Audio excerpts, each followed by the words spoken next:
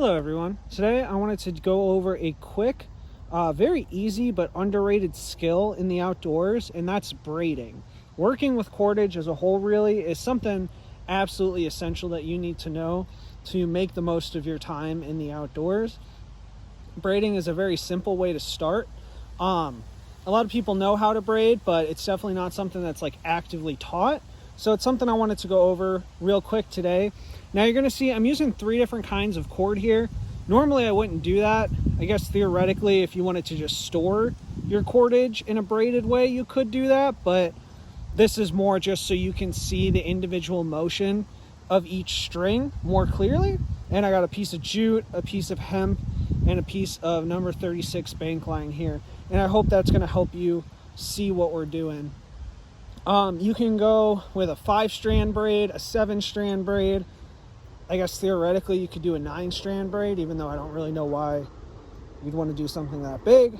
But really any odd number of a string will create a braid, starting at 3 and going up. So we're going to start out real simple today. You're just going to want to tie a knot in the top, keep all of these pieces of cord together. And I'm going to do it this way for a moment, and then we're going to switch and do it this way. So whichever way you find the best to view, hopefully I'm going to touch on it. But we're going to start off, we're going to pull 2 pieces of string to the side here, and we're going to take our very farthest piece of string on the right side, which in this case is our number 36 bank line. We're going to bring it over top of the hemp string. We're going to pull the hemp string aside here, underneath of the 36 bank line, and now we have our number 36 bank line and the jute on the left side. We're going to take our farthest side on the left here, which is the jute. We're going to run that over top of the bank line and pull that tight and smooth. Now we're going to take our piece of hemp here and we're going to rotate around again, so the farthest right goes here to the center over top of our jute. I like to keep it pulled tight as I'm doing it to prevent slack from building up. And again, we're going to take that 36 bank line, bring it over top. Again with the jute, so the farthest to the center, farthest left to the center, pull tight. Farthest right to the center, pull tight. Farthest left, farthest right, farthest left, and farthest right.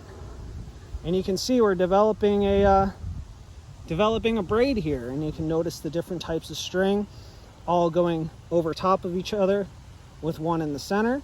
And now I'm going to flip the camera around and keep braiding down this way. So if you feel like you didn't see it the best angle that way, hopefully this angle works out better for you. All right, so we stopped. So clarify which string is which. Looks like my hemp is the farthest here on the right side. So I'm going to bring that across, pull it tight. Now I'm going to bring that 36 bank line over across because it is now the farthest on the left, farthest on the right, farthest on the left, farthest on the right,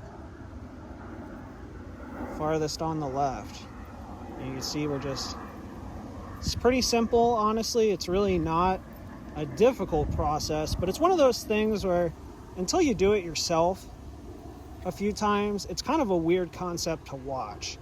Sort of like net making. Net making is one of those things for me where I just feel like, until I did it, I never truly understood how to do it. And keep an eye out for mistakes, because they'll happen. It's not a big deal. You can just unbraid it to the mistake, or frankly keep going if you really want to.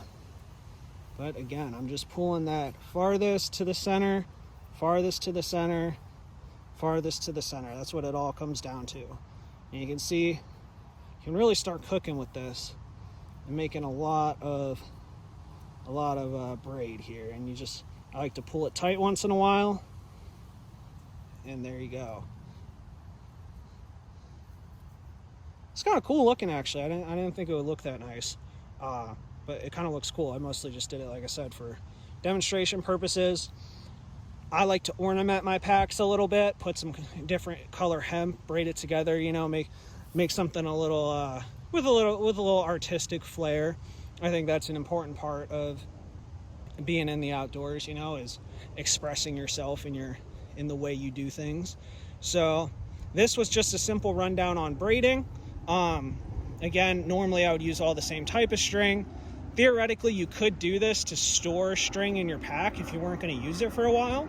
But just remember, if you did want to use it as a full braid, that braid is only going to be as strong as your weakest type of string. So in this case, the jute would probably give out before the bank line or the hemp did. So I would really only use this for something that is something I could do with just that piece of jute. All right, I hope you enjoyed this video.